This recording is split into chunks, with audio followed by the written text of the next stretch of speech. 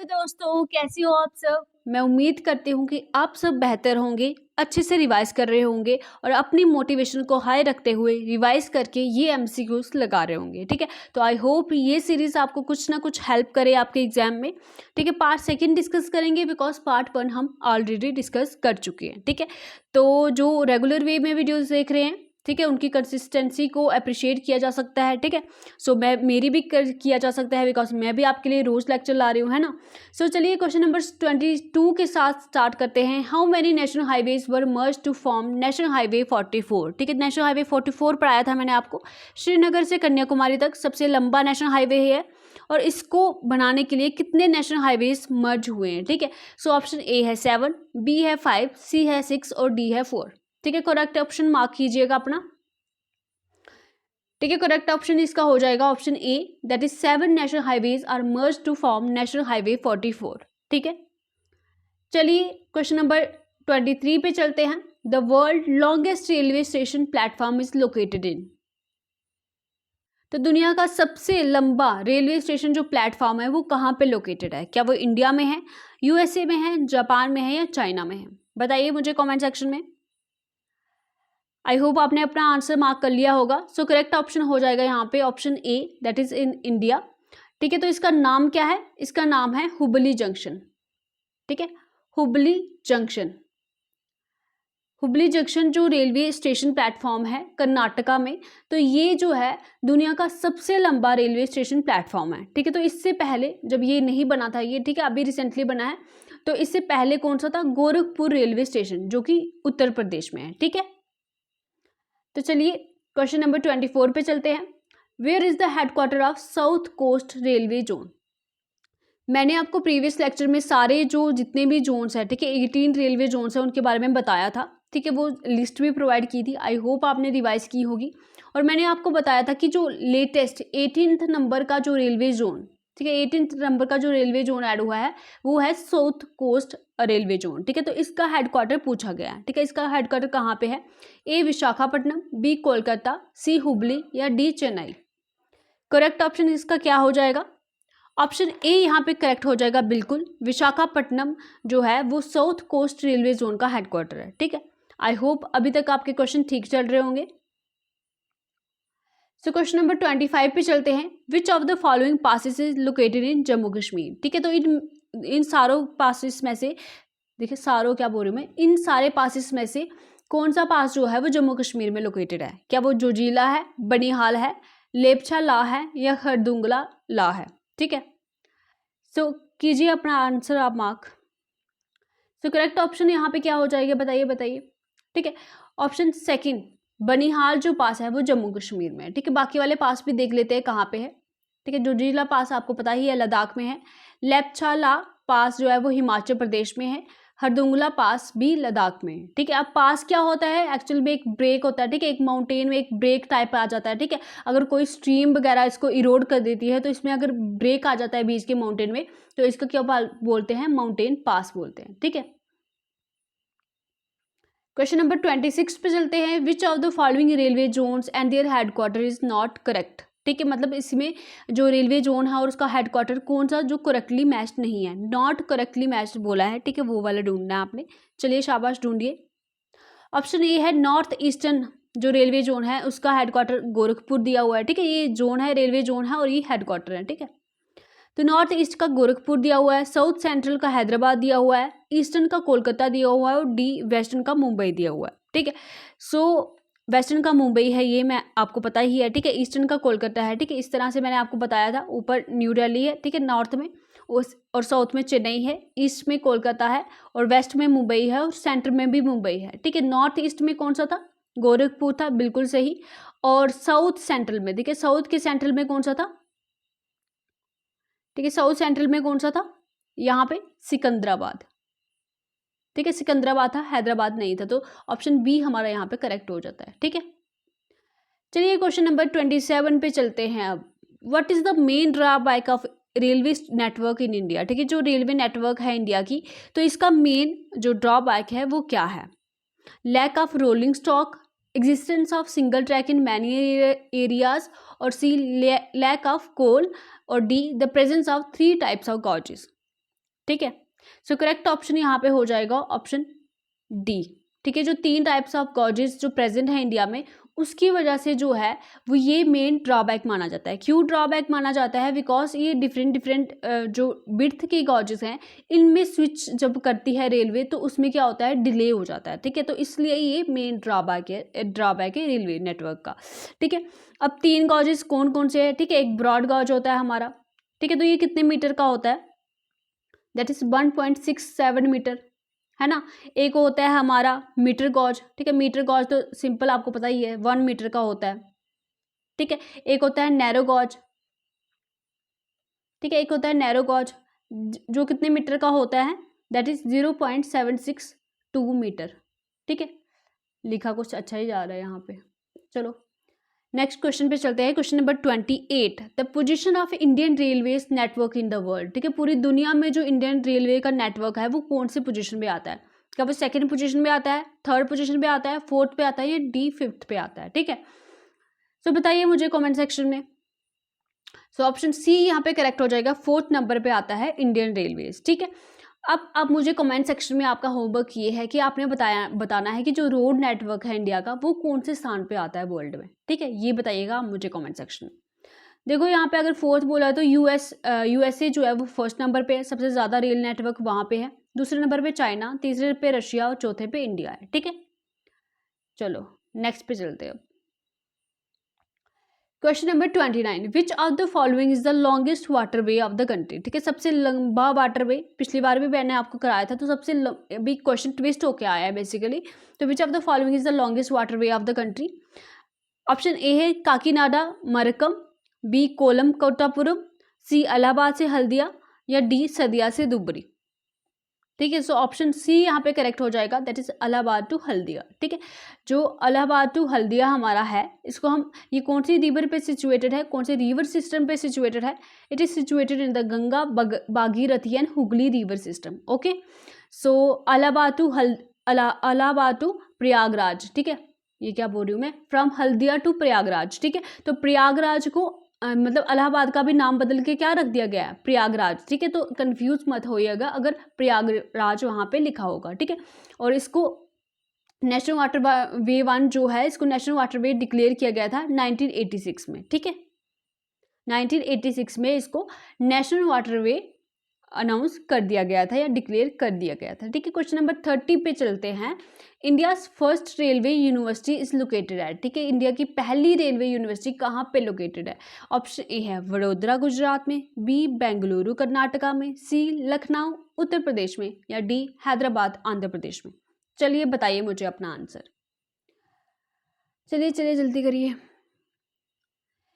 So option A यहाँ पे बिल्कुल करेक्ट हो जाएगा, वडोदरा गुजरात में इंडिया की पहली रेलवे यूनिवर्सिटी लोकेटेड है। ठीक है, क्वेश्चन नंबर 31 पे चलते हैं। The Veer Savarkar international airport is located in. ठीक है, जो भी जितने भी इंटरनेशनल एयरपोर्ट है इंपॉर्टेंट हो जाता है उनकी लोकेशन। ठीक है, तो सिंपल सा स्टैटिक का पार्ट है, ये कभी चेंज नहीं होने वाला है। ठीक है, तो ये इंटरनेशनल एयरपोर्ट कहाँ पे है ये आपको पता होने चाहिए। ठीक है, सो ऑप्शन ए है यहाँ पे मुंबई, बी है अंडमान एंड निकोबार, सी है चंडीगढ़ और डी है दिल्ली। ठीक है, सो करेक्ट ऑप्शन मार्क कीजिए अपना। तो सही ऑप्शन हो जाएगा option B Andaman and Nicobar island. ठीक है, तो वीर सावरकर इंटरनेशनल एयरपोर्ट कहाँ पे लोकेटेड है? Andaman and Nicobar island. देखो अभी इसको कैसे याद रखेंगे। ठीक है, तो देखो वीर, ठीक है, वीर मतलब बहादुर लोग, है ना। बहादुर लोग अंधे नहीं होते। ठीक है, तो बहादुर लोग अंधे नहीं होते। इस तरह से कुछ ट्रिक बने आपकी। ठीक है, अगर आपको कोई बेहतर ट्रिक आती है तो आप मुझे कमेंट सेक्शन में बता सकते हैं, बाकी लर्नर्स की भी हेल्प हो जाएगी। ठीक है, सो वीर जो होते हैं, वीर होते हैं जो मतलब ब्रेव लोग होते हैं, वो अंधे नहीं होते। मतलब अंधे से अंडमान एंड निकोबार कर लीजिएगा, वीर से वीर सावरकर इंटरनेशनल एयरपोर्ट कर दीजिएगा। ठीक है, चलो okay. Oil and natural gas corporation ONGC was setup in India. ठीक है, तो ONGC कब स्थापित हुआ था इंडिया में?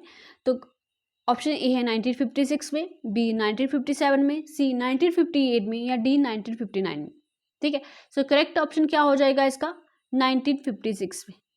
ठीक है, तो चलिए नेक्स्ट पे चलते हैं, क्वेश्चन नंबर 33। ओके, तो क्वेश्चन नंबर 33 है विच of the following airport is not correctly match. ठीक है, तो इनमें से जो कौन सा एयरपोर्ट है वो करेक्टली मैच नहीं है, ठीक है, लोकेशन के साथ। चलिए यहाँ पे चलते हैं।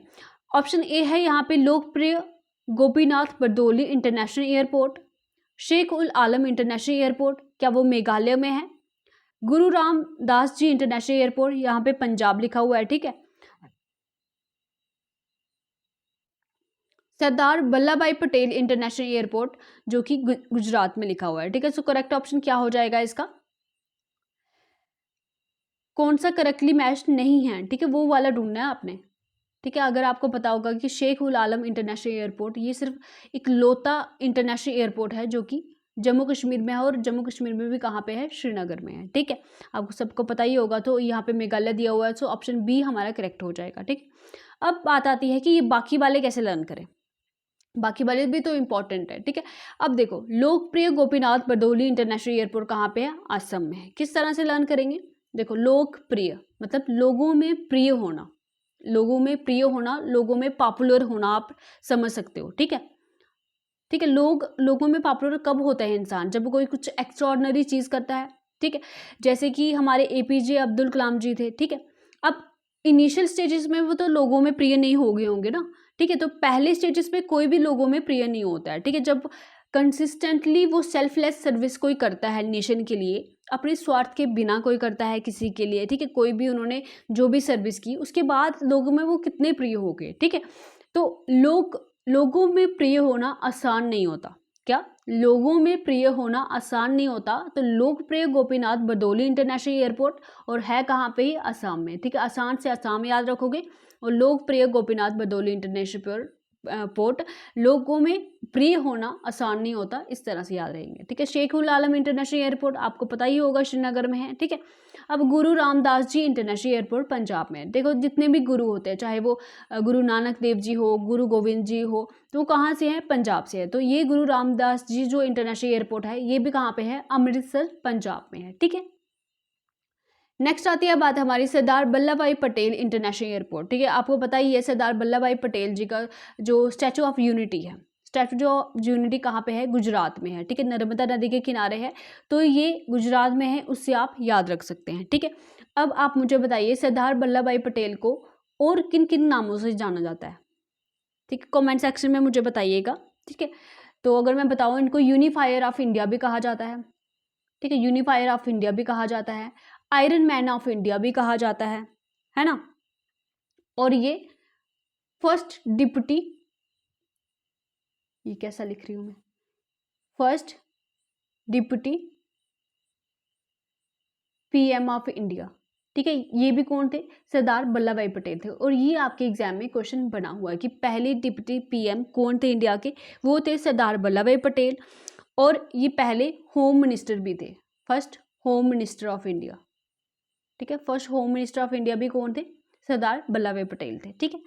सो क्वेश्चन नंबर 34 पे चलते हैं, which is not the economic infrastructure, ठीक है, तो इनमें से कौन सा इकोनॉमिक इंफ्रास्ट्रक्चर नहीं है, ठीक है। इकोनॉमिक इंफ्रास्ट्रक्चर से आप क्या समझते हैं कि जो डायरेक्टली सपोर्ट करते हैं, ठीक है, economic infrastructure is something that directly support the economic development, ठीक है, इकोनॉमिक डेवलपमेंट को जो डायरेक्टली सपोर्ट करते हैं उनको बोलते हैं इकोनॉमिक इंफ्रास्ट्रक्चर। तो इनमें से कौन सा नहीं है, रोड्स, रेलवे, एजुकेशन या पावर, ठीक है। सो ऑप्शन सी यहाँ पे करेक्ट हो जाएगा, बिकॉज एजुकेशन जो है वो इनडायरेक्टली सपोर्ट करती है, मगर डायरेक्टली जो है वो इकोनॉमिक डेवलपमेंट में हेल्प नहीं करती है, ठीक है। क्वेश्चन नंबर 35 पे चलते हैं, the nodal agency of government of India to disseminate information to the print, electronic and social media on government policies, programmes and initiatives, ठीक है। तो कौन सी नोडल एजेंसी है जो गवर्नमेंट ऑफ इंडिया की, जो कि इंफॉर्मेशन प्रोवाइड करती है to the print, electronic and social media को ऑन गवर्नमेंट की पॉलिसीज पे, ठीक है, प्रोग्राम्स पे, और जो भी इनिशिएटिव गवर्नमेंट लेती है तो वो कौन सी एजेंसी है, ठीक है। क्या वो पीआईबी है, पीटीआई है, एआईआर है या पीसीआई है, ठीक है। पीआईबी मतलब प्रेस इंफॉर्मेशन ब्यूरो, पीटीआई मतलब प्रेस ट्रस्ट ऑफ इंडिया, और एआईआर तो आपको पता ही है, ऑल इंडिया रेडियो, और पीसीआई क्या हो जाएगा आपका, प्रेस काउंसिल ऑफ इंडिया, ठीक है। तो इनमें से कौन सी बॉडी है बताइएगा मुझे, सो ऑप्शन ए यहाँ पे करेक्ट हो जाएगा, that is PIB, press information bureau, जो कि एक नोडल एजेंसी है गवर्नमेंट ऑफ इंडिया की, जो कि सारे गवर्नमेंट की पॉलिसीज, प्रोग्राम और इनिशिएटिव्स की जो इंफॉर्मेशन है वो सबको प्रोवाइड करती है। ठीक है, अब आती है क्वेश्चन नंबर 36 की बारी। When was the bro setup? ठीक है, बॉर्डर रोड ऑर्गेनाइजेशन की बात की गई है। ठीक है, तो ये कब सेटअप हुआ था? इजी क्वेश्चन है। क्या वो अप्रैल 1956 में हुआ था, जनवरी 1966 में हुआ था, जुलाई 1962 में हुआ था, या मई 1960 में हुआ था? ठीक है, इजी है क्वेश्चन, आप बता सकते हो इजी वे में। तो ये है करेक्ट ऑप्शन आपका डी, दैट इज मई 1960 में जो बॉर्डर रोड ऑर्गेनाइजेशन है वो सेटअप हुआ था। तो अगर एग्जैक्ट डेट बताऊं मैं इसकी, तो वो क्या है? 7 मई 1960। ठीक है, तो मैं किस तरह से लर्न करती हूँ इसको, मैं आपको ट्रिक बताती हूँ। देखो 7 है ना यहाँ पे, और ये मई है, और ये 1960 है। ठीक है, और ये क्या है? ब्रो है। देखो ये वाला सॉन्ग तो आपने सुना ही होगा, रक्षाबंधन पे या भाई दूज पे ये बजाते हैं अक्सर लोग। ठीक है, स्टेटस में भी डालते हैं। फूलों का तारों का सबका कहना है, 1000 में मेरी बहना है, सारी उम्र हमें संग रहना है। ठीक है, तो क्या भाई और बहन का रिश्ता बताया गया, सारी उम्र हमें संग रहना है, मतलब बुढ़ापे तक चलेंगे फिर, है ना, साथ में। अब देखो यहाँ पे है ब्रो, मतलब भाई। ठीक है, ब्रो 7 मई 1960, मतलब आप अपने भाई को बोल रहे हो।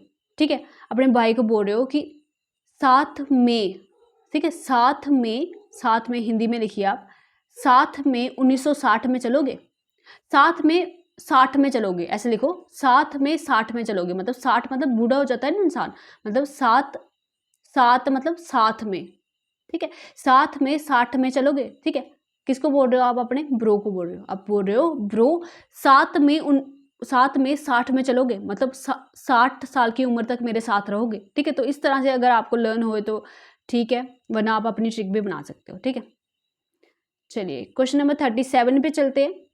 विच of the following railway is not recognised by the UNESCO world heritage site? ठीक है, तो यूनेस्को ने कौन सी इसमें से जो रेलवे है वो रिकोगनाइज नहीं की गई है एज वर्ल्ड हेरिटेज साइट?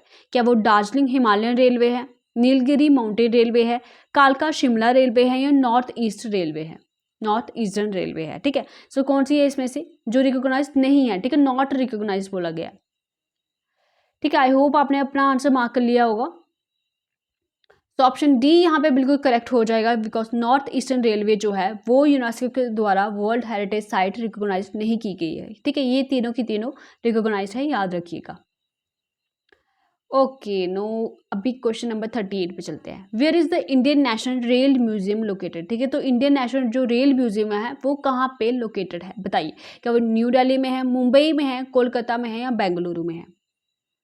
तो करेक्ट ऑप्शन इसका हो जाएगा option A, that is in New Delhi.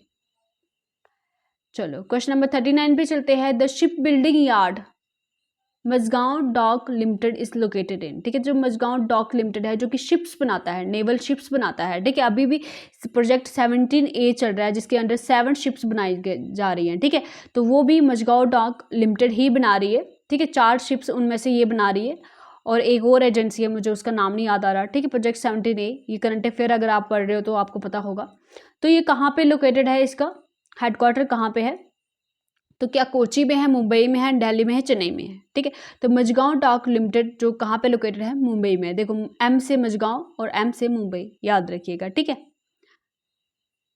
चलो क्वेश्चन नंबर 40 पे चलते हैं। What is the width of standard gauge railway? ठीक है, तो स्टैंडर्ड गॉज रेलवे की विड्थ क्या है? ठीक है, अभी मैंने आपको बताई थी डिफरेंट विड्थ। जो स्टैंडर्ड गॉज है उसकी रेलवे की जो विड्थ है वो है अबाउट 1.43 है, आई थिंक समथिंग। ठीक है, 1.44 लिखा हुआ है, आई थिंक 1.43 है। ठीक है, तो चलता है इतना सा। चलिए, ये हो गए हैं क्वेश्चन आपके पूरे, और यहाँ पे था कुछ बच्चों को डाउट। ठीक है, तो ये मेरे से गलत हो गया था कि गोविंद बल्लभ पंत सागर जो है ये सबसे बड़े जो आर्टिफिशियल या man made fresh water lake आप बोल सकते हो। ठीक है, अपर लेक को इग्नोर कीजिएगा, ये सबसे बड़ी है। ठीक है, अब सारो ऑफ बंगाल किसको बोला जाता है? दामोदर को बोला जाता है। सारो ऑफ बिहार बोला जाता है कोसी को। ठीक है। अब आप साइट पे सर्च करोगे ना तो आपको सारो ऑफ ठीक है, इंडियन रिवर ऑफ सारो जो है वो कभी दामोदर मिलेगा, कभी कोसी मिलेगा। ठीक है, तो ये वही हिसाब हो गया जैसे JK SSB क्वेश्चन डालती है। ठीक है, तो बोलोगे कौन से क्वेश्चन सही है। ठीक है, तो आप इसमें पता क्या करिए, अगर आपको ऐसे दो दो ऑप्शन दिखते हैं तो इतना पैनिक नहीं होता है इसमें। ठीक है, अगर आपको ऐसा इसमें डाउट लग रहा है तो आप इनको याद रखिए कि ये दोनों, ये है सारो ऑफ बंगाल दामोदर है, सारो ऑफ बिहार कोसी है। ठीक है, बाई चांस अगर क्वेश्चन आता है और अगर आप ऑप्शन दिया होता है जैसे गंगा है, ठीक है, बोलते हैं सारो ऑफ इंडिया कौन सी है, एक ऑप्शन दिया है गंगा है, दूसरी दिया हुआ है यमुना है ना, सी दिया हुआ है गोमती है और डी दिया हुआ है दामोदर है, या दामोदर दिया है या कोसी दिया है, इन दोनों में से एक। तो फिर आप दामोदर को मार्क करोगे, अगर कोसी दिया होगा तो कोसी को मार्क कर दोगे। ठीक है, तो इस तरह से स्मार्टली आपने वर्क करना होता है। ठीक है, तो इतना टेंशन लेने की इसमें ज़रूरत नहीं है। ठीक है, जहाँ पे दो दो ऑप्शन दिए हुए हैं उसमें क्या ही कर सकते हैं। ठीक है, तो ऐसा है नहीं कोई इसमें बाकी। ठीक है, कभी हो जाती है मिस्टेक। ठीक है, कभी कभी देखो अभी एक ही दिन में मुझे लेक्चर प्रोवाइड करना होता है। ठीक है, कंटिन्यूसली मुझे और भी बड़े सारे वर्क होते हैं गाइस, अपने भी पर्सनल कमिटमेंट्स होते हैं। ठीक है, आपको पता है हम यहाँ पे free of cost he provide करते हैं और इतना यूट्यूब से नहीं बन पाता है कि हम इस पे ही डिपेंड रहे, है ना, कुछ और भी काम करने होते हैं अपने। तो कभी कभी रात के 12 बज जाते हैं, 12:30 हो जाता है और कभी बहुत नींद भी लग जाती है मुझे, तो कभी क्रॉस चेक करना भूल जाती हूँ मैं।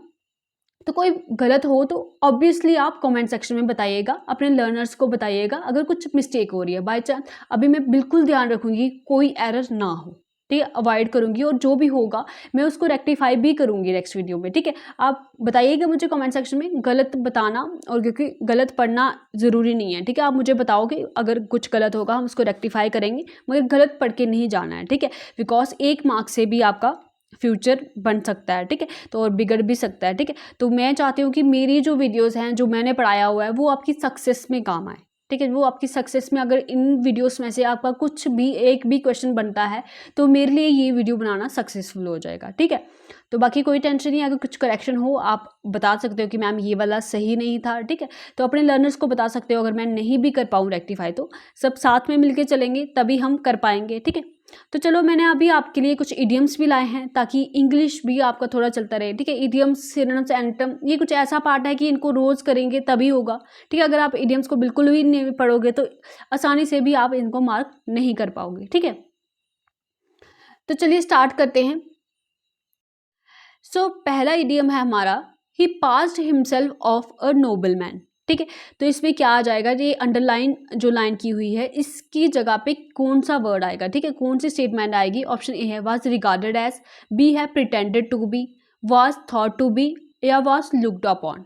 ठीक है, तो he pass himself off a noble man. ठीक है, वो अपने आप को क्या कर रहा था, नोबल मैन की तरह दिखा रहा था। ठीक है, आई थिंक ऑप्शन बी इसका करेक्ट हो जाएगा कि वो अपने आप को नोबल मैन की तरह दिखा रहा था, मतलब he pretended to be as a noble man. ठीक है, ठीक है, ऑप्शन बी बिल्कुल करेक्ट है आपका। चलो, तो क्वेश्चन नंबर 2 है लायन शेयर। ठीक है, लायन शेयर इडियम का क्या मतलब है। लायन मतलब जंगल का राजा। ठीक है, हम बोलते हैं जंगल का राजा शेर। ठीक है, तो लायन का शेयर है भाई, उसका शेयर है मतलब उसका हिस्सा। ठीक है, लायन का शेयर है हिस्सा, तो इसका आंसर क्या हो जाएगा, लुक एंगली, मेजर शेयर, माइनर शेयर, या हार्ट ऑफ द प्रे। क्या हो जाएगा इसका। तो ऑप्शन इसका सही जो होगा वो होगा मेजर शेयर। ठीक है, किस तरह से देखो, लायन का शेयर है, लायन है जंगल का राजा, और राजा को जो शेयर होता है, जो हिस्सा होता है, वो कैसा होता है, बड़ा होता है। बोलता राजा बोलता है मैं प्रजा को ज्यादा हिस्सा नहीं दूंगा, मैं अपने पास ज्यादा हिस्सा रखूंगा। ठीक है, तो लायन का शेयर मतलब मेजर शेयर, शेर का शेयर मतलब बड़ा शेयर।